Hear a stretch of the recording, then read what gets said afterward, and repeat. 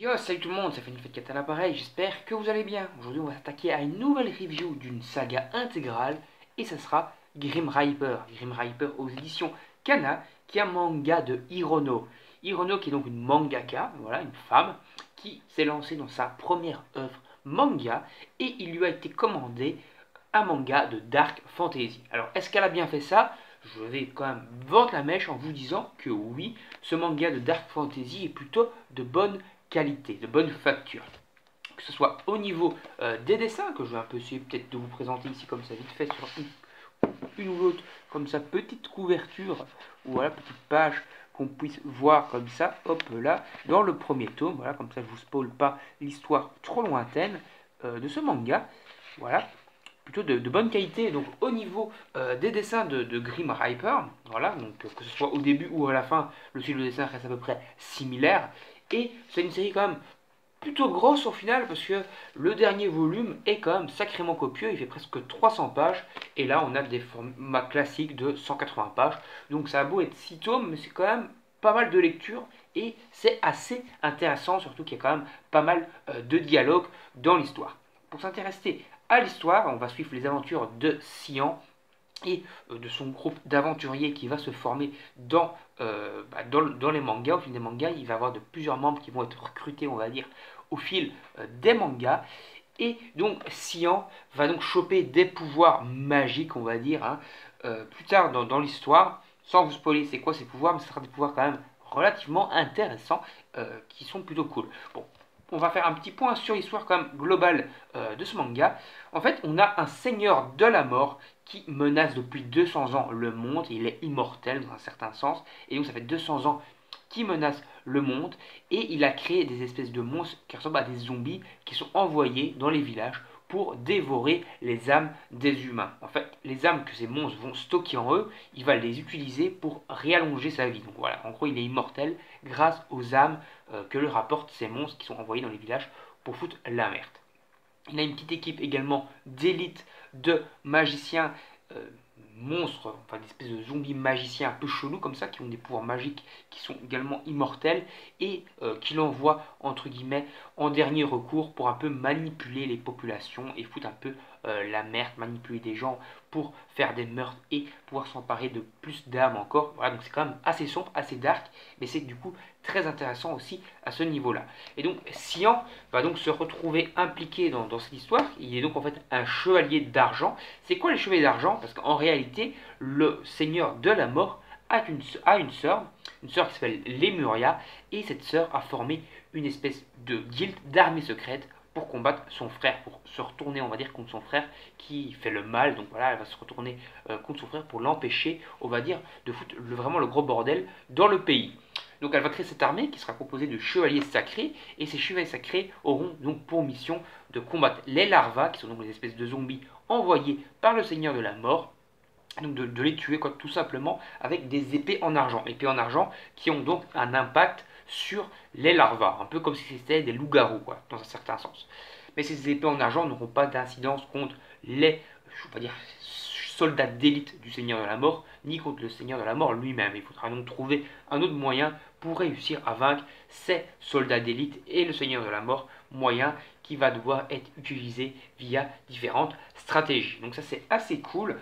On a également d'autres personnages qui vont prendre leur importance, que ce soit celui-ci, je ne vais pas vous spoiler c'est qui, mais il est assez classe et assez intéressant. Il apparaît déjà dans le tome 1 si je ne dis pas de conneries. Et il est plutôt très badass, il utilise une espèce de lance pour combattre. On a également ce personnage-ci qui est plutôt assez cool, qui vient d'un autre pays et qui va utiliser lui pour combattre des épées. Voilà, c'est une espèce, on va dire, de chevalier, un samouraï asiatique, c'est assez chelou. Et lui, il a beaucoup d'humour lié à ce personnage, c'est assez intéressant. Ici, on voit le Seigneur de la Mort, voilà. On voit un peu son look, et encore Sian, donc le personnage principal du manga. Encore deux personnages qui vont donc être greffés dans la guilde des héros. Et donc ces deux personnages, on a un archer et une guerrière qui va combattre encore au niveau des lances. Puis il y a encore deux autres personnages qui apparaîtront plus tard, un qui sera vraiment un gros bourrin et puis un autre qui sera plus dans la stratégie. Et c'est du coup assez intéressant. Ici on voit également Dame Renette qui est donc un personnage principal du manga qui va apparaître dans le premier tome et qui est donc une descendante de Lemuria. Voilà, tout ça c'est révélé dans le premier tome, donc je ne vous spoil pas l'histoire globale du manga, tout ce que je vous ai expliqué se trouve dans le premier volume de l'œuvre, voilà, donc il n'y a pas de spoil à ce niveau-là, mais il va donc falloir ce qui sera donc la quête initiatique, on va dire, de Sian pour réussir à sauver le royaume, et surtout Dame Rainette, hein, de qui il est amoureux, on le voit dès les premières pages du premier tome. Et donc toute cette quête va donc être lancée dans le but de sauver la femme qu'il aime et de sauver donc le royaume des mains du Seigneur de la Mort. Une espèce de quête qui aura donc été commencée il y a 200 ans par les chevaliers et qu'ils auront donc pour but d'enfin conclure dans l'œuvre de Grim Reaper. Voilà, donc ça c'est assez intéressant donc à ce niveau-là.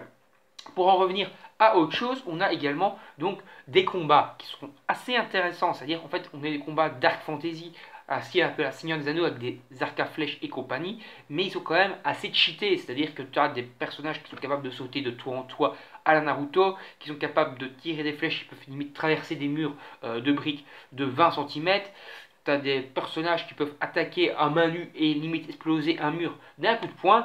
Donc on se trouve entre guillemets dans un monde fantasy, dark fantasy, voilà, à Seigneur des Anneaux, mais avec des personnages qui ont une force physique et magique de haut niveau, quoi. Donc au niveau limite d'un Dragon Ball, enfin Dragon Ball pas Z, mais Dragon Ball normal, c'est-à-dire ils peuvent exploser des murs à coups de poing, ils peuvent te lancer des espèces de rayons magiques dans certains cas, hein, des rayons de lumière, quoi, plutôt, qui vont pouvoir te détruire des murs, etc., des boules de feu, etc.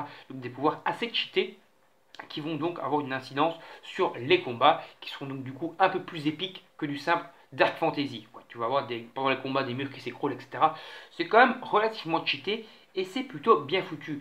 Et d'ailleurs, les combats sont assez bien découpés, donc on comprend bien l'action, c'est pas brouillon. Et donc Hirono arrive à faire quand même des combats de qualité, et ça c'est quand même assez intéressant à signaler. Après, pour en revenir au niveau des personnages, et bien tout simplement, Hirono arrive à faire des personnages assez riches. Et ça, c'est ce qui est très cool, et c'est surtout dans ce dernier tome, mais je ne vais pas vous spoiler, même dans la plupart des autres volumes, en fait, tu vas avoir des flashbacks parfois de 20-30, parfois un peu plus de pages, qui vont carrément t'expliquer le background de la plupart des personnages principaux. Et donc tous les personnages principaux seront très développés grâce à ces flashbacks, et ça c'est cool, ça permet de mettre vraiment beaucoup d'épaisseur à chaque personnage que la mangaka, que Hirono va créer dans son œuvre. Et ça c'est très intéressant. Et même les méchants, donc que ce soit les soldats d'élite du Seigneur de la Mort ou le Seigneur de la Mort en lui-même aura droit à ces flashbacks. Et on va comprendre au final donc les motivations des méchants. Et ça c'est intéressant parce que du coup on verra pourquoi les méchants sont méchants. Ils ne sont pas méchants tout simplement parce qu'à gogo on est méchant. Nous ils ont des motivations profondes à être comme ils sont. Et ça c'est intéressant. C'est pas du tout manichéen avec des méchants basiques qui sont juste là pour foutre la mal. À gros je suis le Seigneur de la Mort, je fous la mer, je tue les gens. Non, il a une motivation à être comme ça, et ça dans les flashbacks, dans dans les chapitres flashbacks, tout simplement, on va avoir ces motivations profondes, que ce soit au méchant principal ou même au méchant secondaire. Et ça, c'est quand même assez cool. Après, donc, on a beau avoir 6 tomes, ces 6 tomes et donc une quête principale. En fait, cette quête principale va être divisée en plein de petits arcs.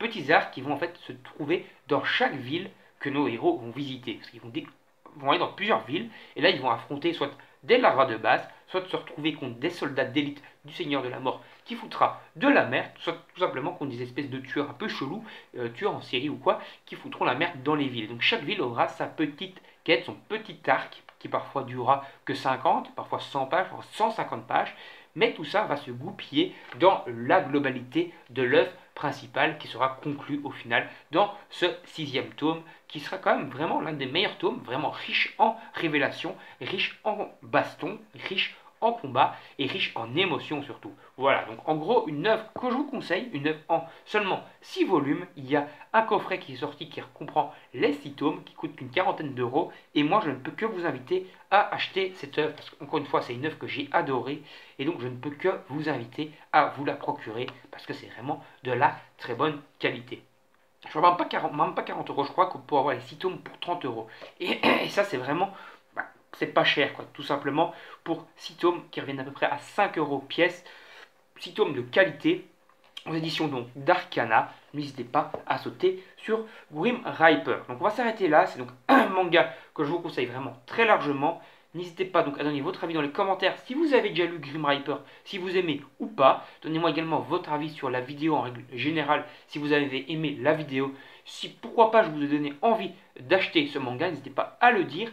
Et si vous lisez le manga après avoir vu ma vidéo parce que je vous donnais envie, donnez-moi vos retours sur le manga Grim Reaper dans les commentaires. Moi je vous dis donc salut, à la prochaine. N'hésitez pas à liker également la vidéo et à la partager sur vos réseaux sociaux et surtout à vous abonner à la chaîne et à activer la petite cloche pour ne pas manquer les prochaines vidéos. Donc allez, je vais vous dire salut, on va se retrouver donc pour des prochaines vidéos, que ce soit des reviews manga, des comptes rendus achat manga, il va encore en avoir un assez gros de 50-60 tomes à la fin de la semaine et voilà, on va se retrouver pour